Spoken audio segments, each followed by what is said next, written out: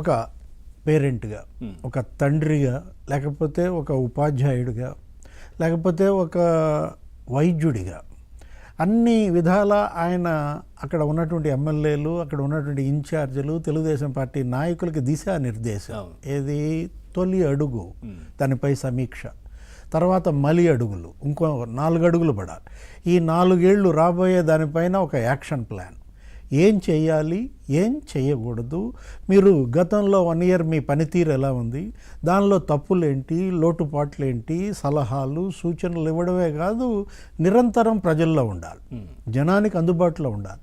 మీరు మంచి చేయడం ఒక ఎత్తు అయితే జనంలో ఉండటం ఇంకొక ఎత్తు. అంటే జనానికి దూరమై మంచి చేసినా మీరు గెలవలేరు. ఇప్పుడు మీరు మంచి చేసి జనంలో ఉంటేనే గెలుస్తారంటూ ఒక 4-5 మోడల్స్ ఆయన నిన్న చెప్పారు. ఏది ప్రజాప్రతినిధులు అనేవాడు. ఇప్పుడు ఆయన 9 సార్లు శాసనసభ్యుడిగా గెలిచాడు. అంటే ఇన్నిసార్లు మరి శాసనసభ్యుడిగా గెలవాలంటే ఇప్పుడు అయ్యన్న పాత్రుడు ఒక 5-6 సార్లు గెలుచుంటారు, లేకపోతే బుచ్చయ్య చౌదరి గారు 7 సార్లు గెలుచుంటారు. అసలు యనమల రామకృష్ణుడు, కోడెల శివప్రసాద్ వీళ్ళందరూ డబల్ హ్యాట్రిక్స్ కొట్టారు. అంటే ఇప్పుడు లాంగ్ టర్మ్ పాలిటిక్స్ ఆడాలంటే ఏం చేయాలి, ఏం చేయకూడదు. ఇప్పుడు వీళ్ళంతా ఫస్ట్ టైం ఎమ్మెల్యేలు. ఇప్పుడు గెలిచినటువంటి కూటమి 165 మందిలో 82 మంది ఫస్ట్ టైమర్స్. అట్లాగే క్యాబినెట్, ఏది మంత్రుల్లో కూడా 25 మందిలో 17 మంది మొదటిసారి మంత్రి పదవి చేపట్టిన నేపథ్యంలో మనం అదే అంటుంది. ఒక తండ్రిగా ఆయన నిన్న ఇచ్చిన హితోపదేశం, ఒక ఉపాధ్యాయుడిగా, ఒక ప్రొఫెసర్గా ఆయన ఇచ్చినటువంటి క్లాస్.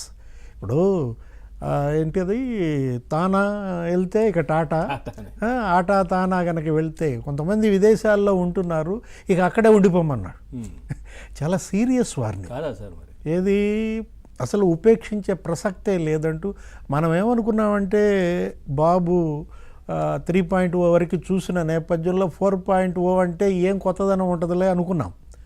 అంటే ఇది ఇప్పుడు చూస్తోంది పాత బాబు కాదు, ఏది కొత్త బాబు స్పష్టంగా కనపడుతుంది అనమాట. అంటే 4.0 అంటే ఇలా ఉంటుందా అనేది మనకి ఆయన అటు ప్రతిపక్షాన్ని మంట పుట్టిస్తున్నాడు, లేకపోతే ఇటు అధికార యంత్రాంగాన్ని ఏ విధంగా పరుగులు తీపిస్తున్నాడు.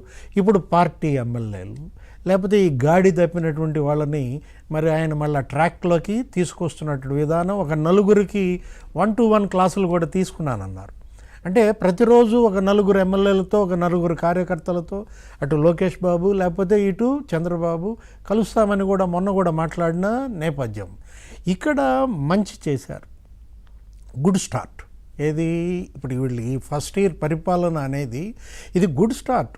కానీ ఇంకా రాబోయేది ఆ 4 ఏళ్ళు ఎలా ఉండాలంటే, ఇప్పుడు ఓపెనింగ్ అదిరింది పవన్ గారు, ఇక మిడిల్ ఆర్డర్ బ్యాటింగ్ చేయాలి, దీన్నే కంటిన్యూ చేస్తూ పోవాలా. మిడిల్ ఆర్డర్ రిలాక్స్ అవుతే కష్టమే. ఇప్పుడు అది చాలా ముఖ్యం. ఇప్పుడు ఎటు టైలెండ్లో మళ్ళీ కొడతారు. అది ఇప్పుడు లాస్ట్ ఇయర్లో ఇక ఆ బ్యాటింగ్ లోకేష్, చంద్రబాబు లేకపోతే పవన్ కళ్యాణ్ వాళ్ళు చూసుకుంటారు.